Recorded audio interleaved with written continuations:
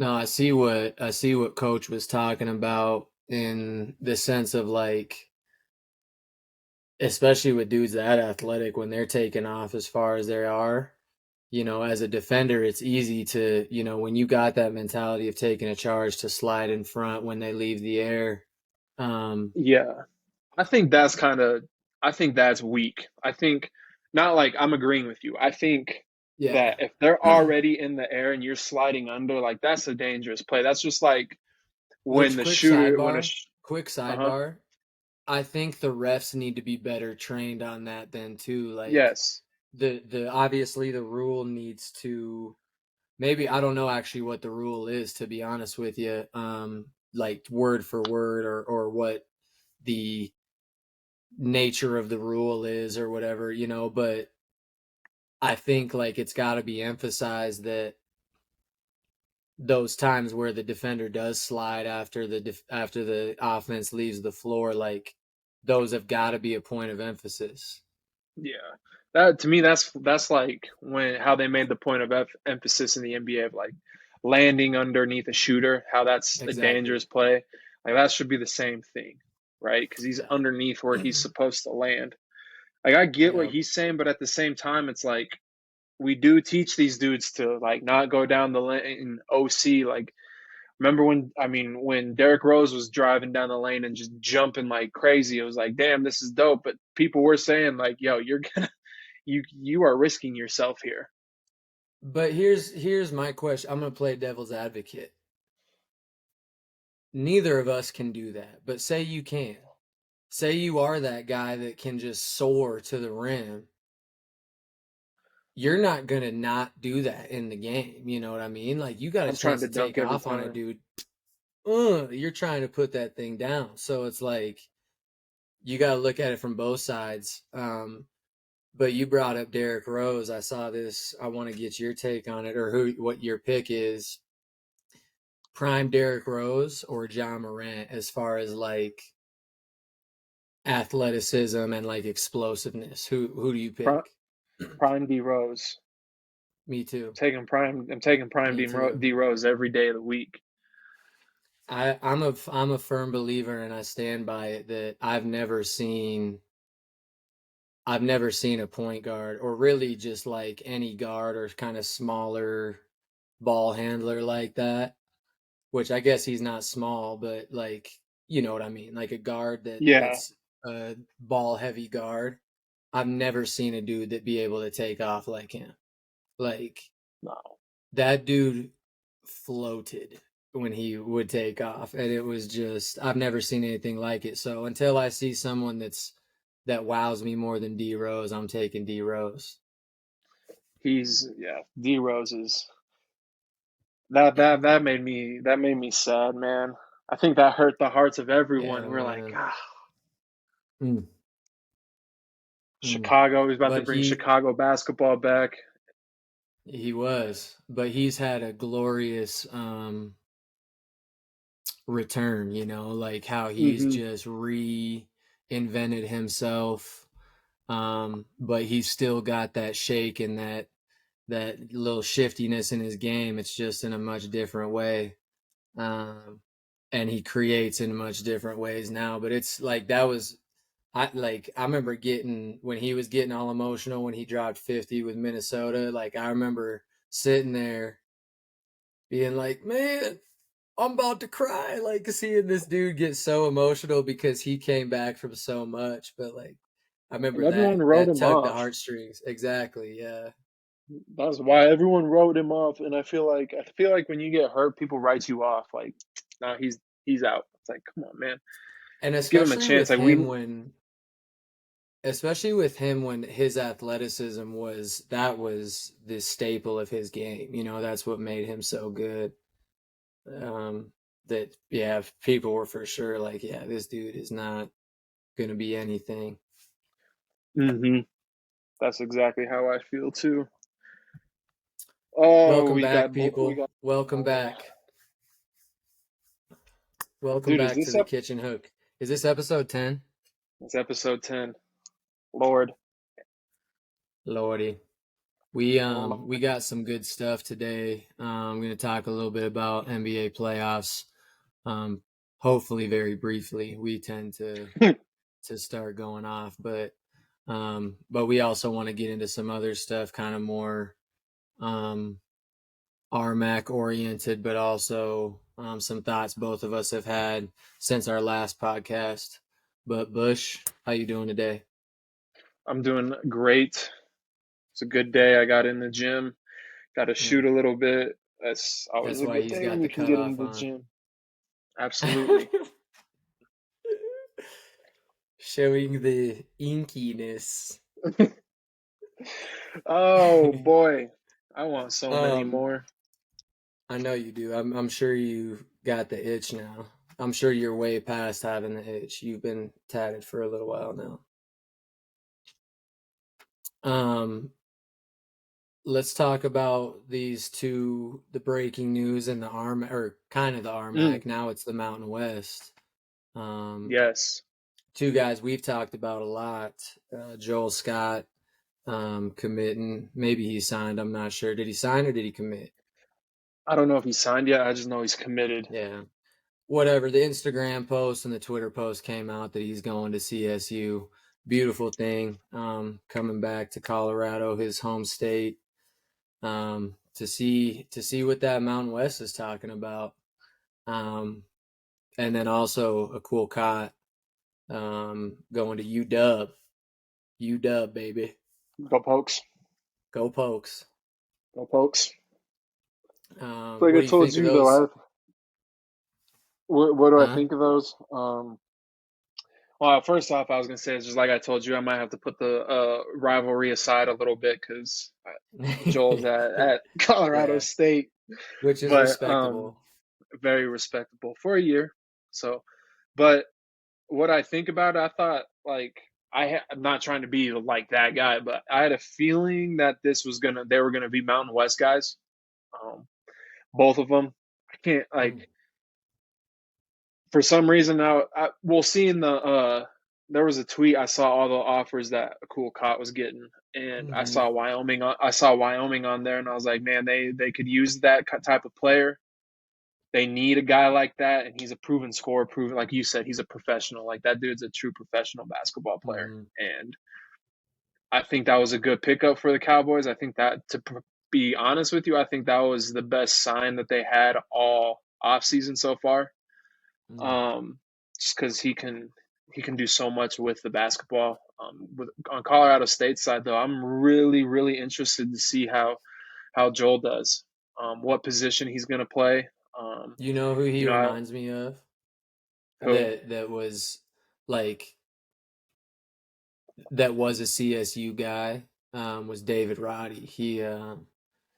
Like I see him being maybe not the playmaker and like the ball handler that David Roddy is or was. Because I remember, and when we scrimmaged that or when we had an exhibition against them, he was doing a lot of the playmaking and decision making and stuff.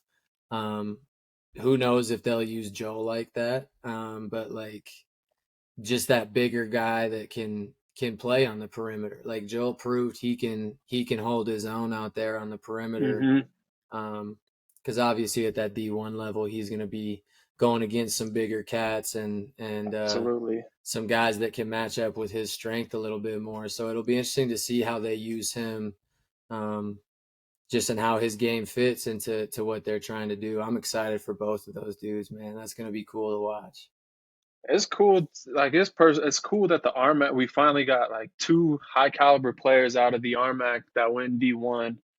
Um, Talent wise, we haven't had that in a long time. Like Mm, last time we had talent like that, I feel like was when Derek White was in the league. Nicholas K, Mitch McCarron, uh, mm, those guys. Like I mean, Nicholas K, Mitch McCarron, they both play for Australia's national team. yeah. Derek White obviously playing for the Boston Celtics, starts games for the Boston Celtics. Not Yes, all of them, indeed. but he will start at times. And I mean, He's a key piece for those Celtics, man. yes, He's a key yes, piece for those guys. he's really good. Like to be honest with you, when he got drafted by the Spurs, I was so shocked. I was like, "What? Really?"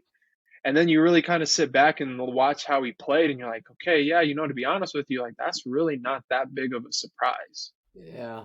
Well, I think, like you hear everybody talk about the Spurs, um, their culture and just kind of how they develop guys and are able to find those diamonds in the rough. Um, they certainly did that with Derek White, and I think going into a Hmm. system like that where he was able to learn the NBA game the way it's supposed to be played and how he can be used um, as a playmaker, as a defender on the perimeter. The certain ways the Boston Celtics are using him now. I'm sure a lot of that was developed um, in those early years with the Spurs. So man, it's been cool to watch that. But I'm with you on there. Yep. Shoot, the RMAC sent three guys D1 because Musa went to Tarleton Tarleton. State. So that's three. That's three. That's two D1 players that played at BH. So I Mm-hmm. mean, that's what. Realistically, I remember I had a conversation with someone. They're like, "Man, that's gonna hurt BH." I'm like, "No, not really. Like that helps them honestly because kids are going to see like, okay, they can develop talent. There's a chance for, if I stay with them for a good amount of time, there's a good chance that maybe that last year that I take my grad year, I can go D1, Yeah. or you know what I mean? I can make that jump. So that's Yeah. like a good recruiting tactic too.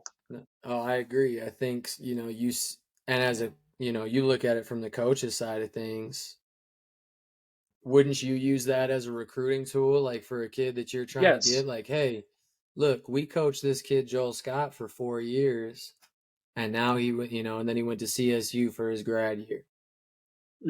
No, I Boom, agree I'm using that for 100%. sure to recruit a kid. Like, You know, dude, this, you know, Coach Culver at UCCS brings him into the gym and goes, "Hey, you see that band, that number yeah, 14 up there? Yeah, that's yeah, the Derek White. He played yeah, here." Like, yeah. No, it can be nothing but good for you, I feel like. And especially, hmm we could go on and on, but coming off two Final Four runs as well, like that's yeah, those are obviously you lost a great player to the transfer portal. Um, but that's only good press for your team right there. hmm yeah. Thompson can recruit, man, because obviously, like Joel coming out of high school, his freshman year, he dominated the league. He was the freshman of the year that year, and it was just kind of like, to me, it was just funny because it was like, damn, he really did that. You know what I mean? Mm-hmm. Like he really came out and just dominated people, and I'm honestly pretty sure that like that he Thompson beat out some like pretty big schools too to get him. Oh, So there's no that doubt. dude can Yeah. that dude can recruit talent, no doubt about it. Yeah. And Same then with Fort Lewis and then though. Same with develop. Fort Yeah, Lewis. absolutely. Absolutely. And then I you think, gotta you gotta develop it once you have it. yeah, I think So Fort Lewis adding that coach Ty Danielson to their staff. What was it? Last year. Like that was a big his, hire for them. his first season, yeah. He's one of those young coaches that's he's gonna have his own job here in the next couple of years. That dude, Yeah, I mean, that's the name of the he's got game, If you connections. can You can if you tell can he's get got in kids. connections. He Hmm. I think it was Ty Danielson. I think he applied for the GA spot out at Concordia after to be the GA after I was there. Ty, if you listen, man, check me on that because I think I remember it was you because I was in on the interviews. And I'm pretty sure Ty was one of them. He ended up But no, he's had a coaching under cool. Sundance. Yeah, yeah. No, he's had a nice little come up for sure. In the Yeah, for coaching real. world.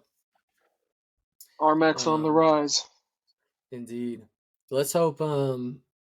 Let's hope. It can be as competitive at the top there as as it was this year.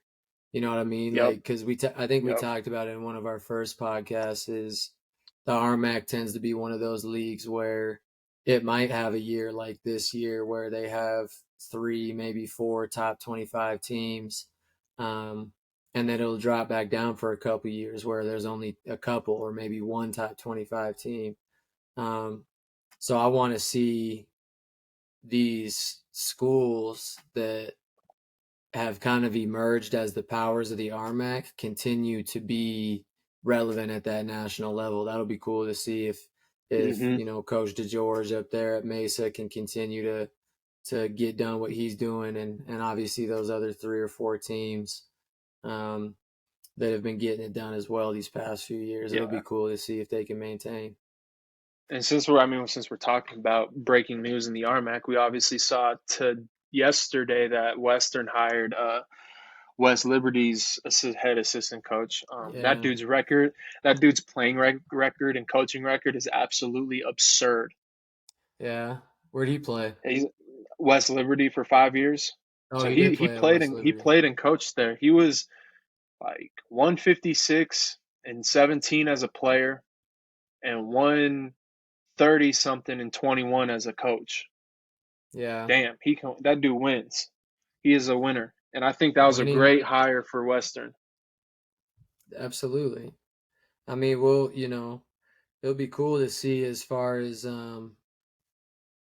you know, what his ties are out here and stuff, and what he, you know, what type of players he's able to bring in there. Because I guess you would be able to speak on that more than me. Like, what is Western's kind of niche of kids and guys they try and pull from? Uh, Personally, like it is kind of it's not an excuse, but that place is kind of tougher to recruit to. You really have to sell the program. You really have to sell campus life. You really have to sell just, hey, you won't, like we talked about it last time. Like, can you really see yourself being here? You know what I mean? Like that was a Did you big call it the question that we had Western to ask. experience? Yeah, I mean, yeah, Would I you think do you have a to be name honest, for it? no, I don't know if we really I had a just name know for it. I just know there are programs that do that. The Western experience or the Metro experience or whatever. You know, those aren't Yeah, specific examples, yeah. but just whatever. No, I Like, get what you're saying. No, I think you really got to be able to sacrifice not being able to have like if you're from the city, not having that stuff around. Because I mean, you're 4 hours away from Denver. You're 2.5 hours away from Grand Junction. Like you mm-hmm. got a McDonald's, a Subway, and then some local places and Arby's, And and everything Mario's. closes at like yeah Mario's. Shout out Mario's, Danny, Chef Danny. If you guys ever go in there, best dude in town, The nicest second guy ever. second Mario shout out we've had on this podcast. Uh huh. No, I'm interested. I think he's gonna do a good job. I'm interested to see what the next step is in the coming weeks. You know, because like let's be real, new head coaches will come in, and we've seen it before. They want to come in and Mm. get their own guys in there too at times. You know what I'm Yeah. saying? Like it's their program. We witnessed that firsthand. Um, Mm-hmm. we have so I'm excited to see what happens there. I really am. Yeah. Because I No, it'll want be that cool. program to turn around. I do. I want that. I don't know, when you're in a program that kind of struggles and stuff like that, and you get away from it, it's like I want to see you guys succeed. You know what I mean? I Mm-hmm. want to see the ship get turned because you were once a part of that, and so. Well, you know I mean, you know what goes into it, so you want to see, and obviously you probably have some feelings there. Like it's still Hmm. obviously you put in what was it, 3 years, 4 years? 3 years, yeah, 3 years. Yeah, you put in 3 tough years there and grinded your butt off doing what you had to do to make it work. So, you Hmm. know, I can understand that you want whoever's at the helm there to witness some success and experience that and see how they can, you know, get it done. But you Absolutely. kind of mentioned it, like there's a wall you have to get through to win, you know, and to get that winning culture. And sometimes, like, I say this a lot, like losing is a disease or it's a sickness. Like it Yeah. it's something that you have to shake, you know, like it's not gonna end itself. It's not gonna just, you know, it's not gonna pass through your system and then all of a sudden you're gonna be good. Like you have to literally learn how to win.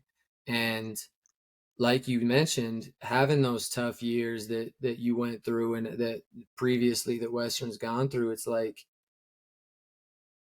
that become whoever's at the helm, that becomes part of the culture sometimes. And it's like, man, getting rid of that is something you have to teach, and it's something you have Hmm. to grind through. And I'm so excited to see a lot of these programs that, are getting new head coaches here in the RMAC and elsewhere.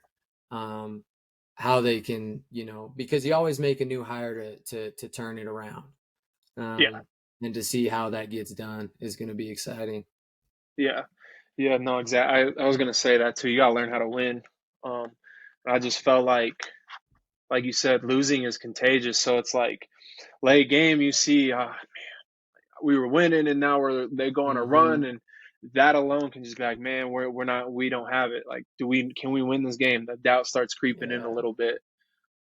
There's other factors that play into it, but like at the end of the day, like winning big games are what cures it, but being consistent with it too. You can't just win that big game and go in. And I think that was one thing that my last year, Brandon was like, man, we got to cut this out. Like, we're going in, we're winning close games, but our record's not that good. But we're going into the locker room, tossing water around, celebrating yeah, like we just won a big, like a tournament game or something like that. You got to just treat it. I won. What's yeah. Saturday going to bring us? What are we going to do on Monday at practice? How are you guys going That's a to good like point. take care of yourself through the week? You got to move on. I think a lot of Hmm. players will, like a lot of teams you see, like high level teams in college and in the NBA, like, yep, we won this game. Like, if they win the Western Conference Finals, Eastern Conference Finals, yeah, we won. We're going to celebrate for 12 hours, and then it's on to the finals. Yeah, It's on to the next, absolutely. that next play mentality. That's a great point. It's like that fine line of being excited when you win and being happy for it, because you want that environment. You want to feel good about winning, but also having the mentality of, um, nice work, guys, but we got work to do still, and Hmm. we gotta um, shift our focus to this next game. That's a great point. Yeah. It's like, Um, Go ahead. it's like that interview of Kobe when they're up 2-0 in the finals. And man, Kobe, why aren't you Yeah, excited? Well, I what's had there a to be feeling you were excited gonna bring about? this up. Yeah. Like, what's there to be excited about? Job's not done. Job done? No. Hmm. I That's can't. I such a was like, cold Kobe quote right there. Like, he said it with such a he's straight so face, cold like, for that. I know, oh my lord, R.I.P. man. R.I.P. Kobe. Always. This is, Um, I mean, what were you gonna say? I can't remember. It was something along the lines of what we were talking about before that, but um, I wanted to talk to you. What we were talking about over text. I kind of want to switch gears here, um, but though the importance of development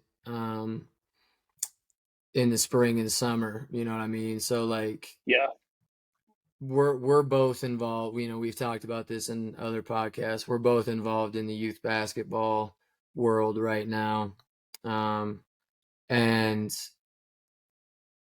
how when it comes to playing, on these travel teams or these better competitions, and you get placed on these teams that they're not just the kids in your town, but they are the best players from this school, and then the best player in your grade from this school, and you're playing a lot of times a different role than you play on your high school team.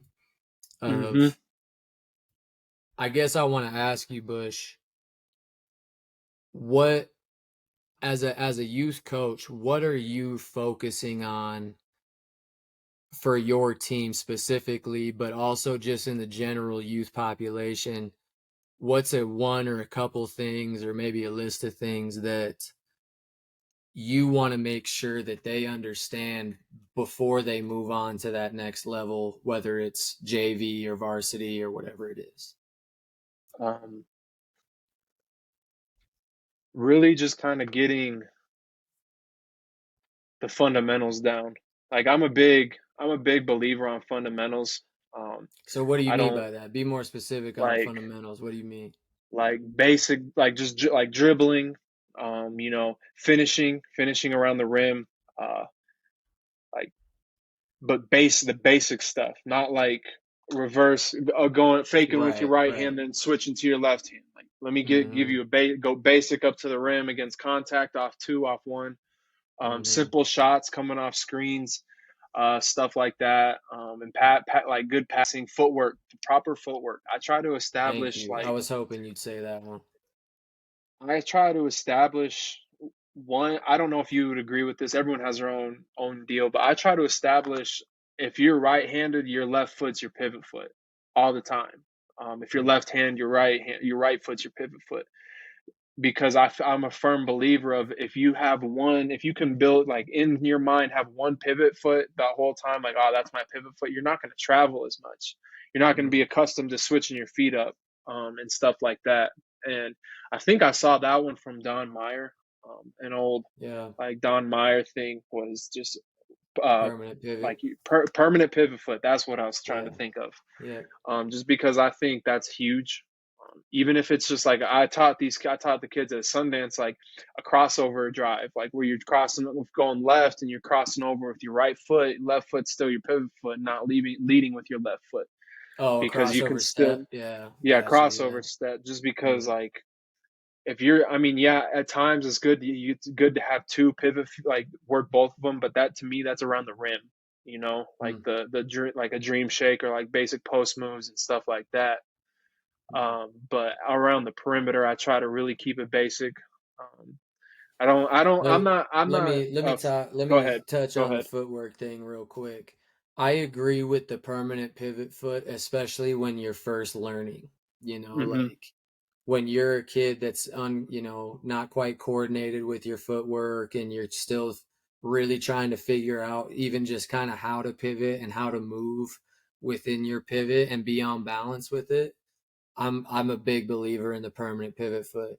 But I think once you get to a point with these kids where they're really getting that footwork down, like they can jab crossover step or they can really, switch up their pace with their jabs or whatever it is, then it's like, all right, now let's start to work off the rip where it's like you're 2 feet in the air and you can catch and rip either way, like Yeah. ball in the air, feet in the air, boom, I can rip either direction. Yep. Because this is kind of going into what I was going to talk about with this development thing, especially with AAU kids, is a lot of college coaches, they look for that simplicity of a guy that can, for one, knock down open shots. Like you can knock when you get an open three, you can knock it down. Or two, and then two, who can you rip a closeout? Like a guy has an aggressive closeout, boom, and you attack his top foot and you can rip it either direction. Um, that simplicity of being able to get to the rim and then either finish or make a read out of it, like those are simple plays, but I'm learning that that's not what kids are trying to do. They're trying to break kids down off the dribble and they're trying to do it, with multiple dribbles instead of the minimum amount of dribbles. Uh-huh. Um, so that was kind of a tangent, but like I think as you get older and you're wanting to get recruited and these kids and you're working towards that college goal, you talked about it. Simplicity is way better. Less is more. You know what I mean? And Yes. so I had that conversation with one of my players. He was asking what he can do better and stuff, and I said that's exactly what I told him is you're trying to do too many dribbles. I'm not saying don't dribble the ball. I'm saying be productive with those dribbles and use the closeouts and the player's momentum as the opportunity to get by them and not letting them square you up and break them down with 19 dribbles. Hmm. Yeah, that's one thing I taught my kids here was after like what's the point of if I'm trying to make a move by someone, I take like I make the dribble to get past them and it's like a foot in front of me. Like what's the point of that? Mm, I've gone nowhere. yep. And then I was really teaching like cut the hip and put them in jail. Like cut their Hmm. hip, put them in jail Jail. behind you because the biggest thing for that is I was trying to if you leave any type of space as a defender, I have a chance to still cut you off. Hmm. Whereas if you cut my hip and now I'm behind you, like what am I supposed to do? I have to fly. You just put us in a help situation. I have to fly around. You know what I mean? Mm, So that's absolutely. one of the things. And then touching on like the AAU thing and playing summer ball, I saw this. I was talking to you about this. Kenny Smith said it. Like he was with Hmm. Hubert Davis at a summer tournament or summer game, watching Elliot Kidu, and they were like, in the first 4 minutes, he hadn't taken a shot or scored a point, and they're like, this kid's the best player on the court because he makes winning plays. And I think too many times kids at the AAU level think, there's I got to score, I got to score, I got to score. You know, like, but why? Like, why not? If you're a good rebounder and a good defender, why not showcase that? Why not Mm, lock your person up and then go get plenty of rebounds? It doesn't matter if you score. Me as a coach, hmm. I'm looking. Oh, that kid can defend. Can he? He can defend at a high level. He could. He can be my guy that I can put on anyone. And You he know, I can can put on defend the best multiple player. positions. Yeah, exactly. He Exactly. can defend, he can defend 1 through 4. He can defend 1 through 5, whatever it is, like that's a great point, Bush. Like I cannot emphasize that enough because when you get outside yourself in front of these college coaches, they know immediately. They can tell this is not part of this kid's game. And Hmm. touching real quick on the isolation thing, trying to do it with too many dribbles is one thing I've tried to explain to my young guys is there aren't a lot of guys that can really break someone down off the dribble just straight isolation. Like No. especially as you get older and the defense gets better, like that is especially with help defense and you know guys being better off the ball, it is really, really, really hard to be a great isolation player. Like Yes. it is so, so hard to do. And there are not many guys that are true, like just straight James Harden or Allen Iverson isolation, you Exactly. I know? think I think kids need to get more of like like if you can't like there's obviously kids that can do that and it's like hey that's your gift you can really Absolutely. break Yeah. people down. That's what you do. Like not everyone's gifted like that. Not everyone's gifted like a De'Aaron Fox who can just boom boom and then Way bam like faster. one Yeah, dribble and exactly. they're at the rim. Yeah. Like I was just about to say, like think of Klay Thompson. You know, have you ever seen him drop someone or mix someone up? He scored 60 points and dribbled the ball 3 times or some Hmm. crazy thing like Yeah, that. something crazy like Like, that. Yeah. and that was in his prime when he was a good defender. So it's like what he really excelled at was getting stops and then shooting quickly, running around, Hmm. finding ways to get open, shooting on the move, stuff like that. So if you can really excel in that, the ball's gonna find you. Like Yeah, if you can absolutely. shoot really well, the ball will find you when people penetrate and kick. So Hmm. there's your opportunities for your points. You know what I mean? Yeah. But you have to be really good at that, and it just can't just be I'm gonna shoot a couple shots. No, it has to be meaningful game like shots. Hmm. So we touched on the offensive side. What do you I guess I'll go first this time. The defensive side of the ball, like I'm learning that basic defensive positioning as far as getting to the ball and balls on one side, we want off ball defenders to the ball, so Hmm. that help is there so guys are in gaps, whatever it is you're teaching that you're in position defensively. But the other thing is rotation and scrambling. Like I've been coached by and been on staffs with coaches and or just seen other coaches that they teach very, very specific rotations. And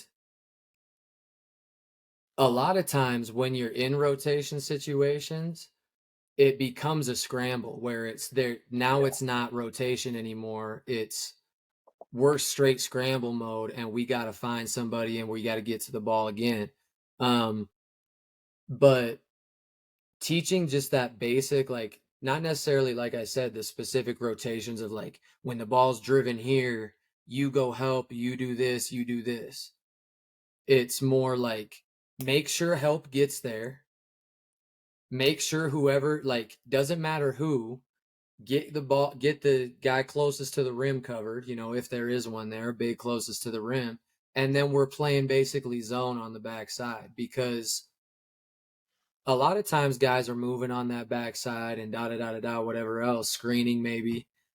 Um, that it's not just a specific rotation that they're able to make.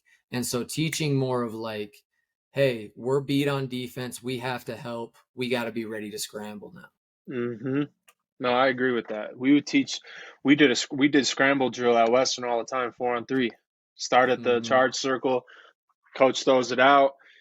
You got two. You know what I mean? Like it's just a scramble drill. Like, hey, No I dribble, I right? know I know you're. Well, we would give them one. We started giving them one dribble to make it kind of challenging.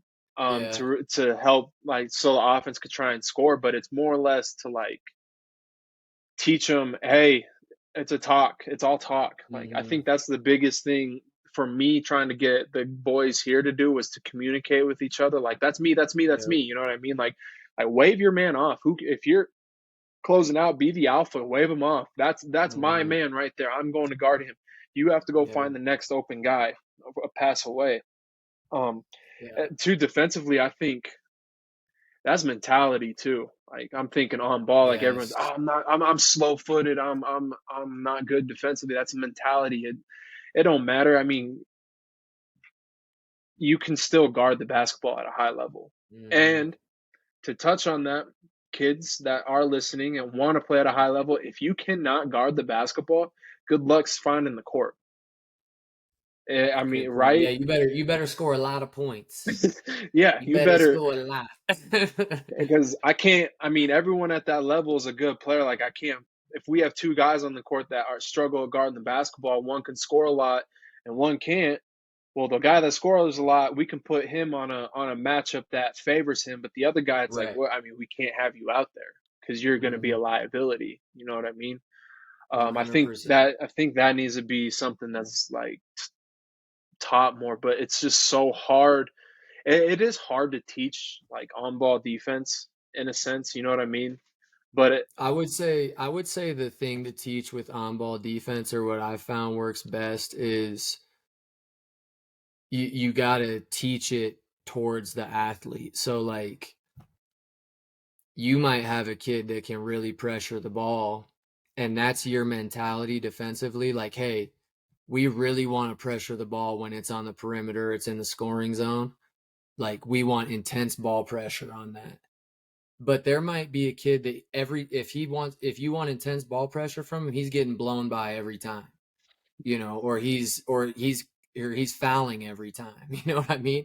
And so like yeah, that's not to say, again, to your point, that they're a bad defender. It's their that defense and being able to really pressure the ball and get into guys. That's not part of what they're good at defensively. They might be better at giving somebody a hand, an arm's length, and really making them beat them off the dribble because they can stay in front because they're long or whatever it is. absolutely, So I found, absolutely. because I started doing that with this team that I'm coaching, this Colorado Collective team, of like, I want ball pressure. I want that fast pace, in your face defense. Um, and it wasn't working with certain guys, and I was like, because that's not what he's good at. And so like Hmm. I felt like I was putting my players in not as good Hmm. positions as they should have been. And so I was like, okay, I got to rethink this. Yeah. And this I hate to throw my guy under the bus or Ragsdale, but that was something we had to that was something we had to teach him his freshman year at Western. Like Yeah.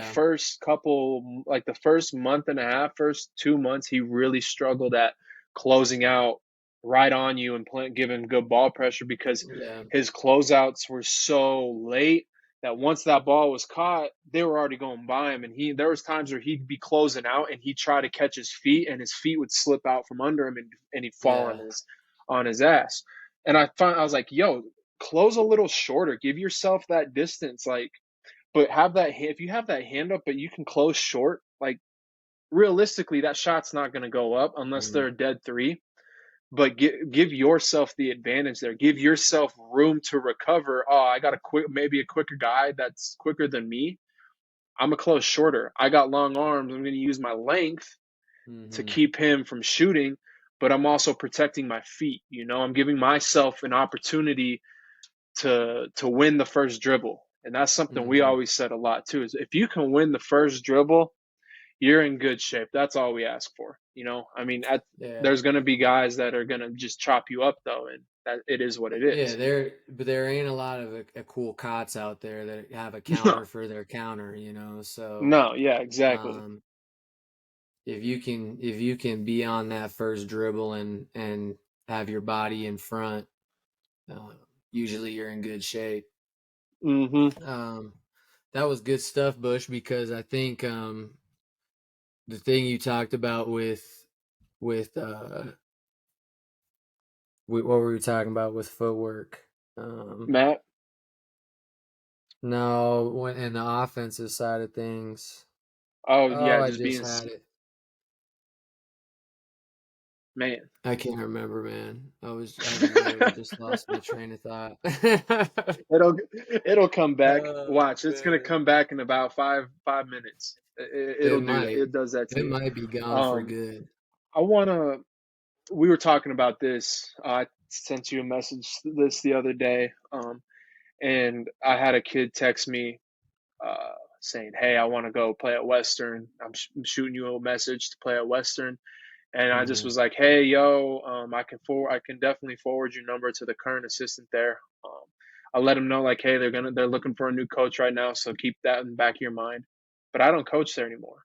I haven't Mm, coached there for a year and a half. And realistically, and I'm sure you've gotten emails like this too, where like I was getting emails at Western with uh, Devin's still Devin's name still in the email. Like, hey, Coach Bush, Coach oh, Bosham, and Coach Astrup? Castrop. Yeah. Like, do your do your research. If you really want to go play, do every school has an athletic site that has a basketball page that has a roster and a coaching staff link. Like, Mm, look at who the coaching staff is. Now, yeah. just because like I can't do anything. I can't do anything for there. And two, like when I forward that message, that's also not the best look because it shows that you haven't. Are you serious about it, or are you just trying to Mm. fire off emails to get people to look at you? You know what I mean? What And it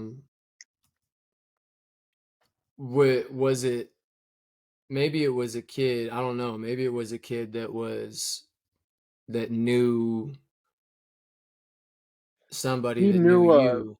he knew a past player that we had, but Mm, said player didn't last for a whole lot of time with mm, us just because there's just thing like team rules, like team expectations weren't met, so it was like, hey, yeah. we can't have this around. Mhm. But it, to me, I think that's one thing that's always kind of like bothered me is just being prepared, like show that you've done your research a little bit on campus. Also, don't send me stats of what you did in middle school and sixth grade track meet. Bro, I had a kid do that to us one time, and Ben calls me into the office and he goes, "Yo, would you look at this?" And this kid told us runs in cold in blizzarding conditions to improve mental toughness. Like, okay, You um, didn't take the track stats into account? no, like, come on, man. Come on. Let's send that to the track coach. And even then, like that's not Oh relevant anymore. You know what man. I mean? It just cracks me up. But like just keep it simple. Be just send your highlight film, send a little bit about you personally, your what you like to do. Because we try to set up recruiting, coaches try to set up recruiting visits centered around you, right? Um, we like Trumbauer would always tell us like, hey, this kid likes when he hangs out, he likes to go bowling, he likes, to do this, this, and this. Okay, perfect. Mhm. We can work with that. We know what he likes to do. It's not just sitting down in the room like, all right, so what are we doing? You know what I mean? Like So I what think about really now? just Yeah, yeah, I exactly. think putting some thought into your emails and who you're reaching out to. Like I get it. I guess if he would have worded it differently, like, hey, coach, I seen that you were at Western before. Do you have any contact to the current coaches there? That doesn't bother me. But it's the, hey, coach, saw I that would like you're, to play at I want to Western. play at Western. What and I've been trying to get a coach there. It's like, dude, I haven't coached there in a year and a half, and it's not. I'm Yeah, not trying to. It's not. It's just a learning lesson. It's a learning lesson for all you kids that are really trying to go to the next level because coaches do yeah. kind of try and read between the lines a little bit. The I don't know. one What's your that's thoughts on that? the one. Well, first of all, the one that's funny for me is, um, you would get the email from the kid, and it was like one where it's like you send it to all of these coaches, and it will insert their name in there, and it would like say, "Dear Coach, last name," and like it wouldn't, auto correct it into what the name was. And so it's like, so about 50,000 other coaches got this same exact email. Bro, Um, I got put on an email train real quick. I don't mean to cut you. I got put no, on an you're good. email train because I texted you about this. I said, "Yo, did you get so and so's recruiting stuff?" Because he tagged every like Oh 80 yeah, coaches I in do D2, remember and that. I'm like scrolling through and I see Adams, and then I see Tate Hilgenkamp at CSU Pueblo. I'm like, Yeah, yeah, and some kid, some coach goes group reply. Hey, how about you send individually? Send these out individually. Because like yeah, 80 coaches just got one email. And we're all on this thread, and it just cracked me up. I'm yeah, like, dude, I come remember on, that. man. That's classic. But like you you've seen the full gambit of email blunders, if you've coached in college for a few years. It's like, but to your point, if it's meaningful to them, they won't do the mass email. They'll write out an email that Hmm. is tailored to that school or to that coaching staff or whatever it is. But I think just on the idea of doing your research on, before your reach out or before your recruiting visit or whatever, is to just have areas or questions that you want answered, um, about that school Hmm. or the majors or the Hmm. program or whatever it is, because um, it shows that you did look into it, and it shows that that program is important to you and that you're willing to put the time in. Um, because like I said, we said it last, or I said it last podcast, is the kids that are interested, they're recruiting us or recruiting your program just as much as you're recruiting them. Um, and so if they have done their homework, and they do know certain things about the team or about the school, it shows like, okay, like this is a place that he or she has um truly considered, and we're not wasting each other's time here. Hmm. Because No, it I does, agree. like, as a coach, just real quick, as a coach, you get thousands and thousands of recruiting emails, whether it's from the kids directly or whether it's from recruiting services or their coaches or whatever it might be. So those ones that you can tell the time was taken on them, they stand out. Yeah. Um, Yeah. and whether it gets you what you want, whether it's a recruiting visit or a scholarship offer or not, who knows? But um, the coaches certainly noticed those ones that you can tell was like, okay, he wrote this out and um, put some thought into it. Mm-hmm. To be honest with you, this one's going to run over. This has got another about 15 minutes to this episode. People, it's going to be another hour long one because I got a couple things I want to ask Hills real quick. Go ahead. What do you, since we're talking about this recruiting thing, and I've always thought about this. What do you think of the kids that always post blessed and blessed that I received an offer from so and so, and they tag pictures? I truly, I think they're trying to flex. You know what I mean? Like that's what I think is going on. Yes, Um, yes, and not that's not to say they aren't truly blessed and grateful. You know what I mean? But it's for sure for it's for the likes likes. Yeah, and the clicks. You know what I mean? But yeah, that's the age we're in. You know, because yeah. we were in that on the other side of as a coach, you're making that committed post for them, you know, for your own Mm-hmm. Instagram page and for your own Yep. Twitter and stuff because you want those recruits to feel, or I guess those commits or those signees to feel welcome into Welcome. that program. Exactly. Um, so it's just, it's the way of the world right now, you Yeah, know. That's like, yeah. I guess my final take on it. I agree. I What's mean, yours? I'm a big believer, like work, like how Joel and really a cool cot did it. We had no clue who was going after him this whole entire Yeah. time. You know what I mean? This whole decision process.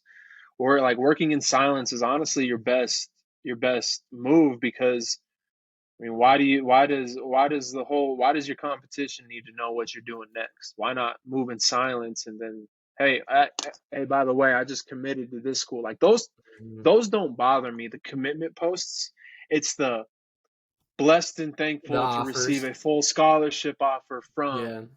so and so school. Like, The come, funny like, ones to me are I've received my fifth Division One scholarship offer from. It's like, man, come no, on. the one that Like, all cracks right, me up, man. the one that cracks me up is just received the preferred walk on from this D1. Oh Okay. yeah. Hey, Congrats on the which coach wanting you to be a practice player.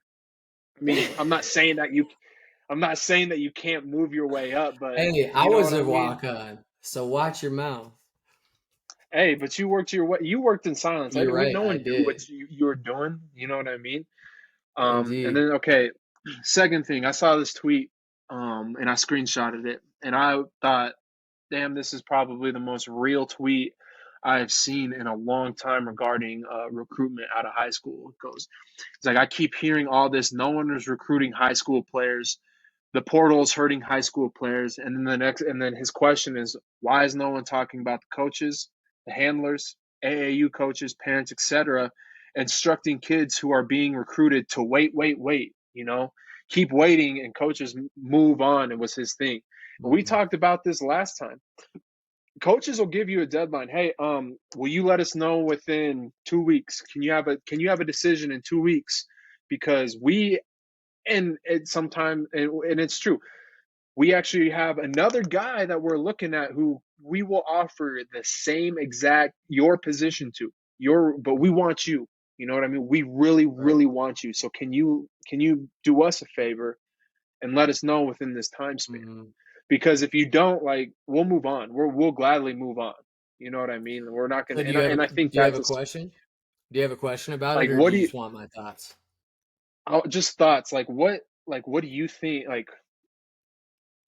I because I'm not a big I fan of the weight thing, no, of the me waiting no, and I game. think and my first initial thought was COVID really exposed that when everybody was getting a year back and people were Hmm. realizing like, oh my gosh, now 1 or 2 years down the line there's going to be a log jam because all these kids are getting 1 or 2 extra years because of COVID and maybe a medical red shirt or whatever it might be. Mm-hmm. Um, and so that was kind of the first thing that really woke me up to the fact of when you get an offer you like and you feel good about it, what are you waiting for? What's the holdup? Because it ties into what we were talking about a second ago. If you've done your research and you've done your homework on these schools that are interested in you, if you are being recruited at that level where you have options and you get an offer that you feel good about and it's like, man, that I can see myself there. What are you waiting for? Like the level of typically the schools that are recruiting you, that's probably the level you are. There's probably a reason maybe you're getting all D2 offers and no D1s. Mm-hmm. There's maybe a reason, this person has one, maybe two D1 offers, but all the rest are D2 offers. Because in today's world, if you're good enough, we can find you as coaches, and Mm-hmm. we probably will, or somebody will. Mm-hmm. Um, and so that's kind of my just overall thoughts of it is there's no reason to wait. Like I remember when I committed to Sheridan as a walk-on, Coach Smiley called me and told me he wanted to give me that last spot. Um, I remember I told him initially, I was like, yeah, let me think about it. Let me, talk to my parents and think about it. And I remember I got, because he called me while I wasn't at home. I got back home and talked to my parents, and my dad goes, he didn't say this, but it was kind of like, what are you waiting for? You don't have any other offers. Like no one else. I went up and visited Black Hills. Coach Schaefer told me, he was like, nope, we're gonna be, we're gonna um, not give you a scholarship or not ask you to walk on or whatever it was. Um, and he was like, what? You don't got other options. What are you waiting for? Like, this is your best bet. And so I called him right back like an hour later, and let him know that I was coming. But that's all to say is when it feels good and like we talked about, you've done your due diligence on what you need in a program and what the program is offering you, there really is no reason to wait for it. And Mm-hmm. last thing, waiting when you don't have any other offers or any visits coming up or anything like that, that just tells the coaching staff that you're waiting on or that you're making wait, like, I'm unsure about this. So like they're sitting there like, this guy doesn't have any other visits here, he doesn't have any other offers coming in, like what else does he have to consider, Yeah. so that's how I feel about it for sure. Mm-hmm. And I think that apply like that to like if you're a junior and you're going into your senior year, I think you have a little time to wait. You have that right to be like, hey, Oh, let I me agree. play like half a season. Let me Yep. play. Let me see if what I can do over the summer. Let's see if I can improve and get a different Hmm. type of offer. But I'm more than willing to hear you out because I still have this year, right? Let's revisit things down the line. I'm open to revisiting things. I And think if part you're of at real this quick, point, not to cut you uh, off, but real you're quick, good. that's part of the coaching staff's job. That like if the kid says that, that doesn't mean stop. Like, oh, we've offered him, he said this, I'm gonna stop recruiting him and just let like, no, you need to maintain that relationship with him because Yes, that might he come wants back you. around. Anyway, go ahead. Sorry.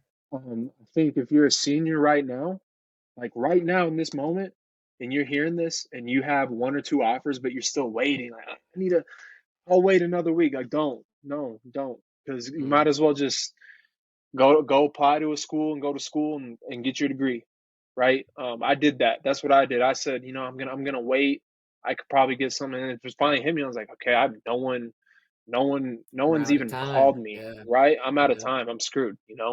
And so you can't play catch up at this point in time. They're moved on. Do you have tournaments that you can go and play in? No, you're a graduated senior. There's very few tournaments around there that'll allow those kids like is in their senior year after season getting ready to graduate that will let you play. It's more based on for the upcoming classes, Right, right? right. So That's not if senior year. if someone calls you up right now and says, "Hey, we actually saw your film, you know, about all this, that, and the other thing. Like, we want to bring you up, and if you really want to play, like, go earn your spot, go take it, go earn your spot, right? Give Yeah, it a chance. That's all I say. Just give it a chance because you don't want to sit there and I'll wait, and then July comes around and you're applying to go to school at somewhere, and you're applying to go to school. You're not applying to go to school and play ball, hmm, right? You're gonna regret that. You yeah, 100% you're gonna regret that. And too many kids, I think, fall down that path because, like that tweet, they got a parent in their ear or a trainer in their ear. No, no, man, just wait a little bit longer. I promise you. No, it doesn't work that way in the college world. It really doesn't, and it's the harsh truth, but it's a fact, right? And yeah. I think that's a misconception.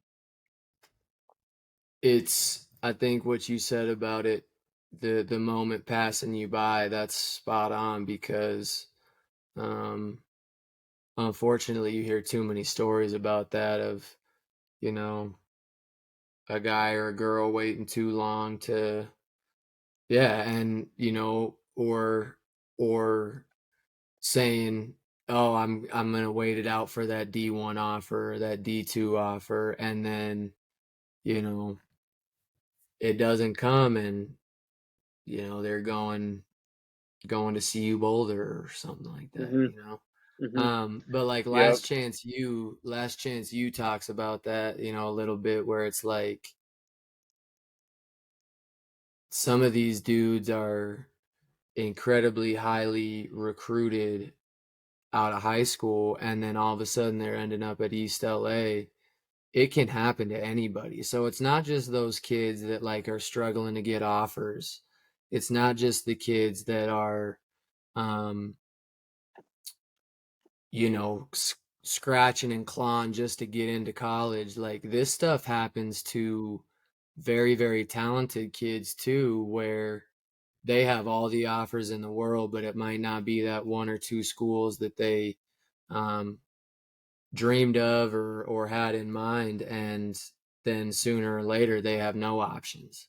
So this is yeah, so it's not something that just is for a select group of people. Like this is something that happens um, across the entire spectrum of players. It's now or never, man. You gotta, if you want it, just do it. Just go do it. Hmm.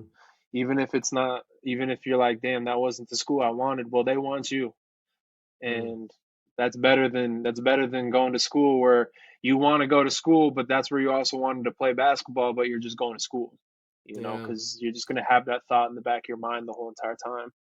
and I remember telling Nick this when he was looking to go play pro overseas, and I've told other players this that I've coached or just been around that maybe thinking about going to play overseas, and it applies to college as well. But I remember saying like, because overseas there's those leagues that where you're in that third league and you're playing some garbage basketball. Hmm. But I told him, I was like, man, you have one opportunity to play pro basketball. Like, especially those guys that are on the fringe, you got one chance, like Eminem said. And you, like, if you don't decide to do it now, my bad, had to throw that little one in there. If you don't decide to do it now, um, it's going to pass you by. And that the same goes with college, with these kids looking to go to colleges. There's one chance to do it. Not many kids end up on Last Chance U on Netflix, where they're getting their third or fourth opportunity. Um, that don't come around all the time. So when that opportunity comes, if you're ready for it, you got to take it and run with it. Absolutely, agree 100%. Kids that want to go into college basketball, I really think that this is a place that you guys need to like really tune in. This is something you really need to tune into, like with me and Hilgs here, is because like we're trying to help you guys too. We're trying to help you understand that realm, that world, how to navigate it, how to get there, And Hmm. we're not just saying this to say it, like we're saying it because it's a real thing. We did this for a career at one point. Still do coach basketball, still helping kids, trying to help them get to the next level. So Yep. don't let this just go in one ear and out the other, as some parents Absolutely. would say. But Yes, yes, indeed. uh, switching gears for the last couple minutes here, NBA playoffs, full swing. Um, wow, the Wow. injuries, man. The Wow. oh, I was hurt last Wowee. night. Oh my god, I know you saw me just twittering it up, just Twitter Oh, fingers. dude, My god, you were going in. I was just like, this guy must have had a bad day, I or think no, I his think mom yelled why at I'm him. I so don't know what mad. happened. Why I'm so mad. I'm such a Steph Curry guy. Like I love watching Steph play. I love Clay. I like the Warriors system. It's that's fun basketball to watch. But bro, they should Indeed. be up 2-0 right now. So One I hundred saw the percent first game. I saw the first game. What Mm-hmm. happened in the second game? Turnovers, man. Turn Turnovers. that thing 22 over. turnovers. I mean, I said it to a group. I said the start of the game should have been 12-0 Warriors, but they were just so careless with the basketball. And the first time out came, it was 12-8, and those 8 points were strictly off turnovers. So And you called a Golden State 4 game win streak on Twitter. Are you standing by that? 100%, Okay. you can't. Here's my thing. You can't this slander about the champs. This team has dominated the NBA for not 8 9 years, Almost a right? decade now, yeah. And we're gonna With a ride them off. lull in there, with a little lull Yeah, in there, you know. yeah, and that's given, but they're bad. They're the Warriors. I mean, it's the fact that we're sitting here thinking, oh, it's over, it's over. Like, dude, come on. Like, let's pump the brakes a little bit and see what they can do at home. I firmly believe that they'll win Game 3 handily. I think Yeah. what happened yesterday with Draymond is just gonna be it's gonna wake them up a little bit. Like, all right, let's go out there, let's play ball.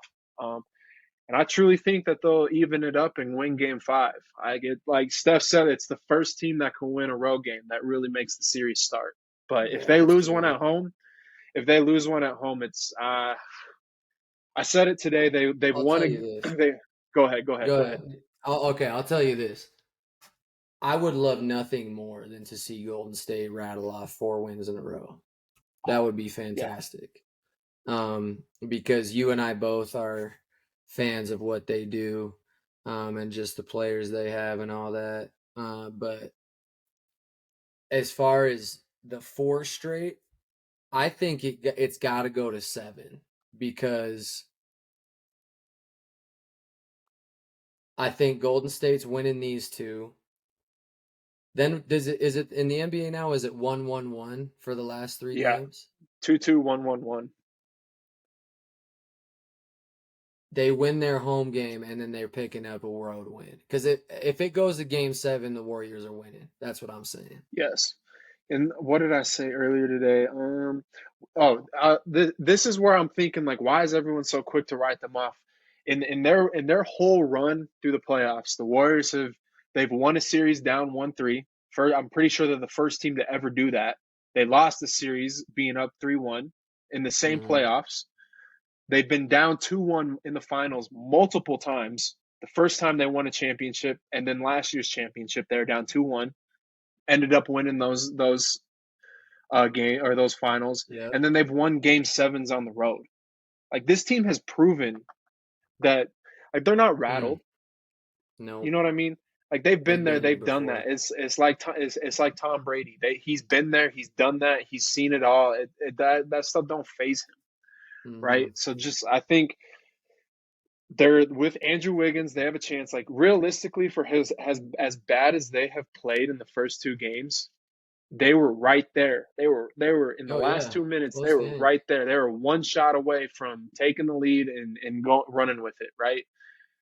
So I think that's where I think they finally figured it out a little bit on the road, even though the loss is it's still a loss. But I think they might have seen a little something. Um, but I'm not gonna It, write them off yet. I still think Warriors in six. last thing on this one, and then I want to move on to Uh-huh. Milwaukee and Miami because I want to bring up That's something big. that I saw on that. But obviously, Mike Brown, the head coach of the Kings, I saw this on Twitter. You know, he's got the inside scoop on what the Warriors Yeah. do a little bit, you know. So that's Oh yeah. one thing that just, marinate on that a little bit. Mm-hmm. Um, I certainly will. And, we'll come back to this here next week and see where we're sitting. Um, the Milwaukee Miami series. I want to talk about this one for one because Miami won game 1 on the road. Mm-hmm. Two, Giannis got hurt, the back issues. Tyler Hero got hurt. But also, Mm-hmm. I can't remember who it was that I saw on Twitter talking about this, but they were saying, I do not like whoever gets Jimmy Butler in Miami in the first round is in trouble. Like, I would not want that matchup. And No. obviously, Giannis going out, that's a huge thing, so we got to take that into account. But, like, for one, Jimmy Butler's a straight dog, but the Miami Heat, like, if they kind of remind me of, like, we were talking about Michigan State in the tournament where it's like you can bank on them getting to the Sweet 16, basically. Like Miami getting into the playoffs, they're always a problem. They're always an issue. Always.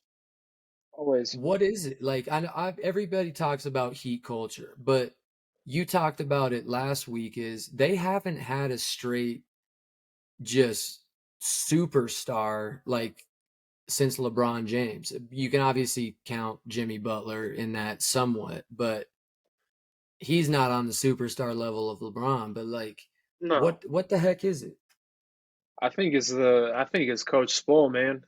Like You think it's the Spoelstra has he's like that. It is the culture. Like it's the and to Jimmy Butler demands a lot. I told my dad this. I was like, dude? Jimmy Butler really is the last true like superstar that's like Kobe, that's like LeBron, that's gonna get on your. If you're not performing, he's gonna get on your ass. Like he's really gonna Mhm, call you. He's gonna be, yo, we need. This is the playoffs. It's time to go. You know what I mean? And he's just such a he holds everyone accountable that it's like, oh, we have a chance. mhm, And I think that's what they had. Their mentality is we're going to win this game. And Jimmy said it after the playing game. He goes, I know we're an 8 seed, but this is a damn good team. Like we are a good mhm, team, and I think people are really quick to write us off. Like that team was the number one seed in the East last year, and they were an in and out shot from Jimmy Butler from going to the finals. mhm. And The like that team, the that's a good team. the thing about Jimmy Butler is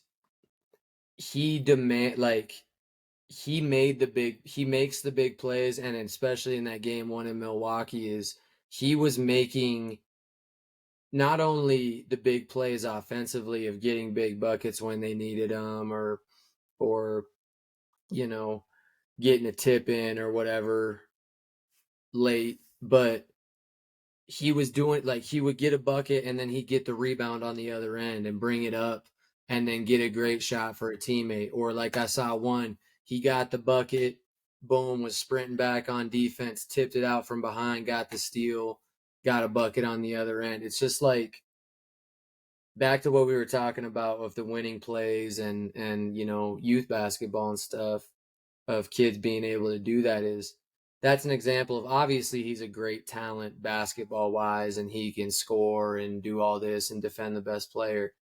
But when you have a guy, when your best player on your team is doing the dirty work, you got a shot, if you ask me. You always got a shot because that's a team that's going to go down swinging every single Mm-hmm. time. Yep. Absolutely. And you say Jimmy Butler. I said this on Twitter the other day. when the Clippers beat the Suns, if you have Kawhi Leonard on your team in the playoffs, you have a really, really, really good chance at winning a basketball game. That Mm-hmm. guy, playoff Kawhi, is one of the best players on the planet that I've ever seen, Mm. dude. That dude locks up on Stupid. defense. He's the claw for a reason, but he also is so good offensively. Like he came out of his shell couple when he was in the Spurs after like kind of the big three was gone, It was when he and really won turned it Finals MVP. and really just turned into like a mid-range 3-point guy. And I was like, damn, this guy can score at all three levels and he can guard the best player, right? Um, I think they're tough. Um, it's just there's always that player that's going to demand. Like people hate him, people hate the man, but Draymond Green is a winner and he demands a lot from his team. His Indeed. energy, those guys that can provide the energy with the winning plays. Now, granted, he does do some dumb stuff, but Yes. um, You gotta take if the you can good with do the bad with him. exactly, it's just the playoffs this year is kind of a shot in the dark. I'm going to take back my comment on my East team. I think Philadelphia is going to be the team from the East that Really? goes to the fun. Dude, I think Joel Embiid is playing such good basketball right now. Like he is on Mm. another level. He is fine. He is on another level, You got and them I over think Boston, huh? yeah, I do. I don't Because see I it with think now that Boston. Giannis, depending when Giannis can come back, if he can't, Milwaukee's out. Tailbone's a Um, terrible injury. oh yeah, The, dude. The so coccyx. no. Yeah.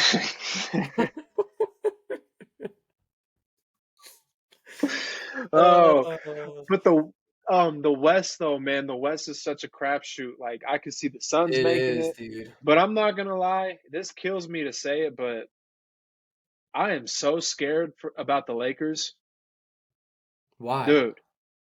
Did you the way they played against Memphis? Yes, or on Sunday, and I mean I know Memphis doesn't have Steven Adams, like two big guys, and John Morant's hurt, but the the way that they played against Memphis, I was like, damn, this team is kind of scary. They have Yeah. that path to the playoff, the path through. That's like, okay, we have good Hmm. matchups if we can get to the Western Conference Finals. Let's see how it plays out.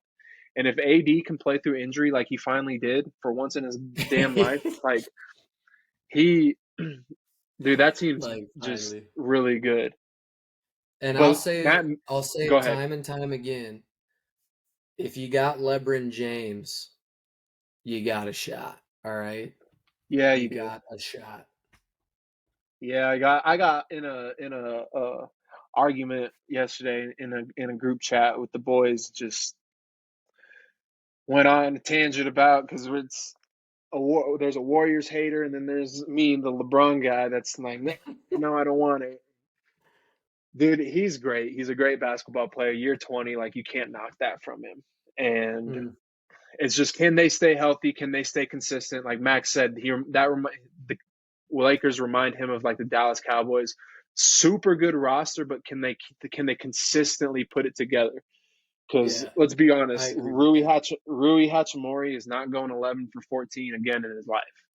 No, and No that's what I way. was just about to say is they're gonna run into a team that is able to figure out who to take shots from, but when you have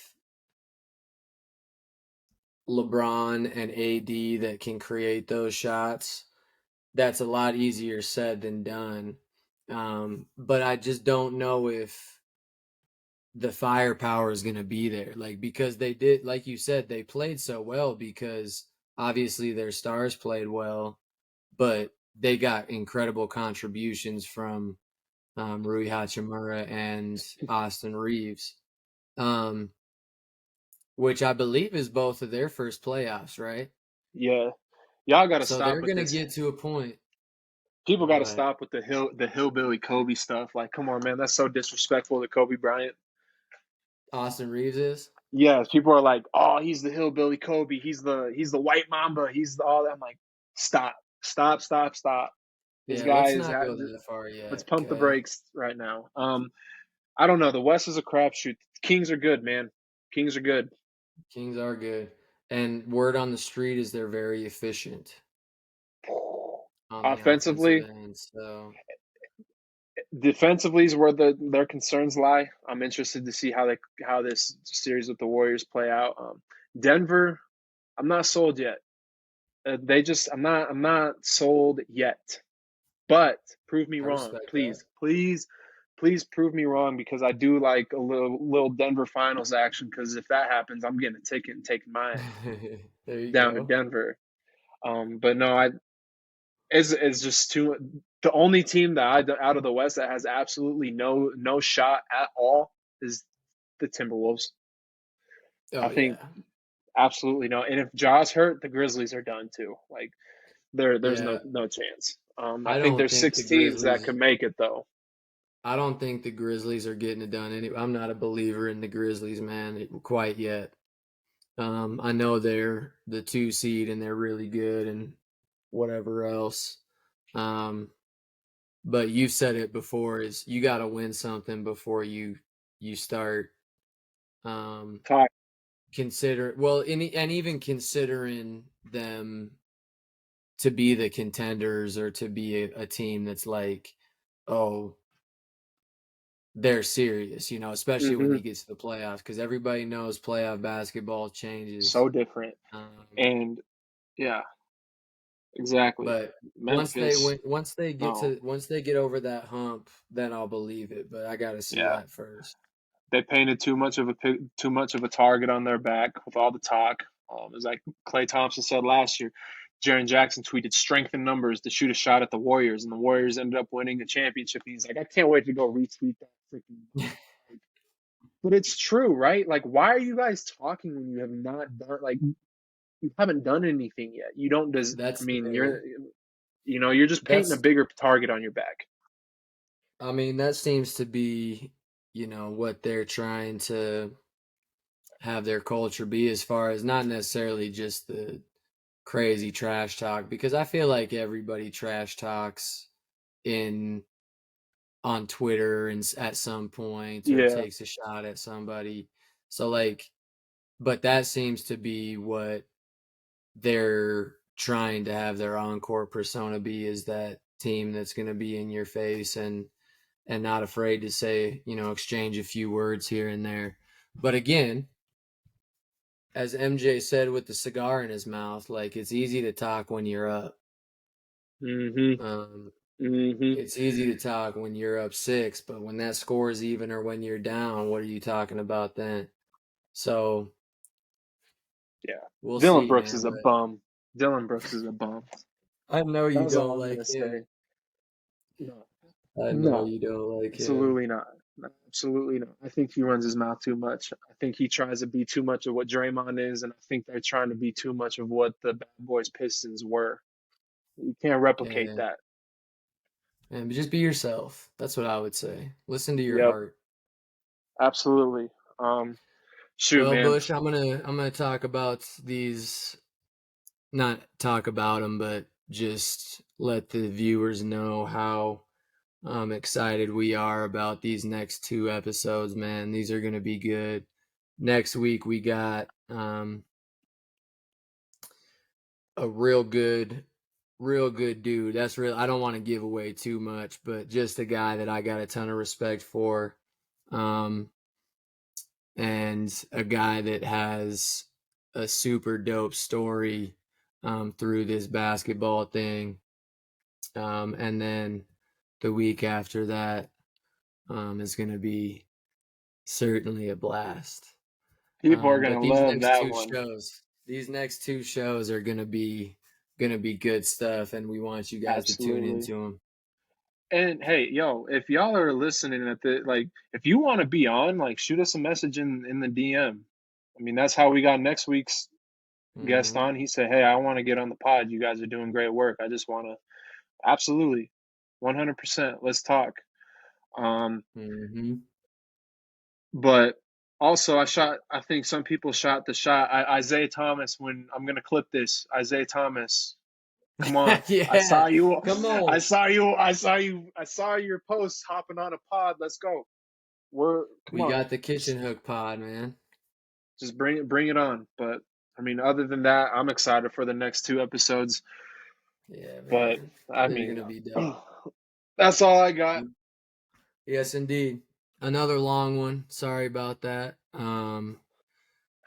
We got some things to say apparently, so you guys Absolutely. got to deal with it. Yep. Once, like always, we're on Spotify, YouTube, Apple Podcasts, iHeartRadio. Um, Hope y'all are doing good. We're doing great. Indeed. But Kitchen Hook Podcast. Peace. Stay ready so you don't got to get ready. Absolutely.